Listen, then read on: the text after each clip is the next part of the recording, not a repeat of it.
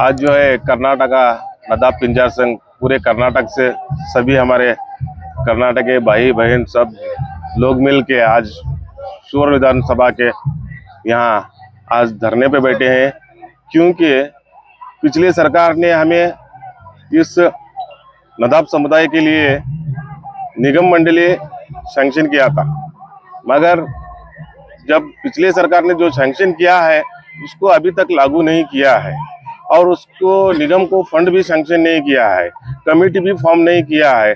हम 2-3 साल से इसके पीछे भाग रहे हैं, इसके पीछे धरना दे रहे हैं, फिर भी सरकार को जगाने की कोशिश कर रहे हैं, सरकार जग नहीं रही है। इसलिए आज विधानसभा के सामने धरना बैठकर हम इस सरकार को जगाने की कोशिश कर रहे हैं और हमारे जो तबका है नदाब कम्युनिटी का, जो गरीब तबका है, इनके आगे बढ़ने के लिए जो निगम मंडली को जो फंड सैंक्शन होना था, हमारा जो हक है, वो हक के लिए आज हम धरना बैठे हैं।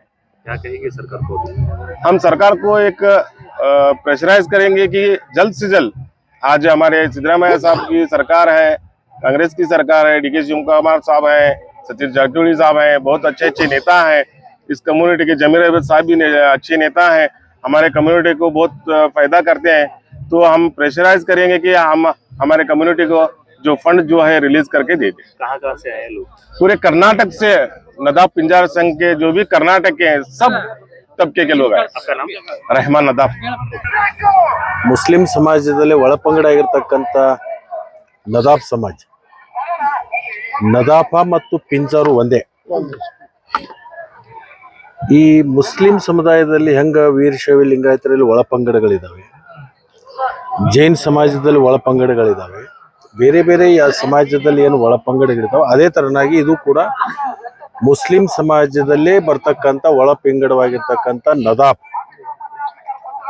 ಇದು ಅವ್ರು ಬಹಳ ದಿವಸದಿಂದ ಒಂದು ಪ್ರತ್ಯೇಕವಾಗಿರ್ತಕ್ಕಂಥ ನಿಗಮ ಆಗಿರಬೇಕು, ಈ ಒಳಪಂಗಡ ಮೀಸಲು ನಮಗೆ ಸಪರೇಟ್ ಆಗಿರಬೇಕು ಅಂತಕ್ಕಂಥದ್ದು ಒಂದಿದೆ. ಅವ್ರು ಒಂದು ಅಭಿವೃದ್ಧಿ ನಿಗಮ ಮಾಡಿ ಶಿಕ್ಷಣಕ್ಕೆ ಮತ್ತು ಯಾರು ಬಡವರಿದ್ದಾರೆ ಅವ್ರನ್ನ ಗುರುತಿಸಿ ಉದ್ಯೋಗದಲ್ಲಿ, ಶಿಕ್ಷಣದಲ್ಲಿ ಅವ್ರಿಗೆ ವಿಶೇಷವಾಗಿರ್ತಕ್ಕಂಥ ಒತ್ತನ್ನು ಕೊಡಬೇಕು ಅಂತಕ್ಕಂಥ ವಿಚಾರ ಇಟ್ಕೊಂಡು ಅವರೊಂದು ಪ್ರತಿಭಟನೆಯನ್ನು ಮಾಡ್ತಾ ಇದ್ದಾರೆ. ವಿಶೇಷವಾಗಿ ನಮ್ಮ ಅಥಣಿ ತಾಲೂಕಿನ ಜನನು ಕೂಡ ಅದರಲ್ಲಿ ಹೆಚ್ಚು ಭಾಗಿಯಾಗಿದ್ದಾರೆ. ಮತ್ತು ಈ ನದಾಬ್ ಪಿಂಜಾರ್ ಅಂತಕ್ಕಂಥದ್ದು ಉತ್ತರ ಕರ್ನಾಟಕದಲ್ಲಿ ಬಹಳ ದೊಡ್ಡ ಸಂಖ್ಯೆಯಲ್ಲಿ ಇದ್ದಾರೆ.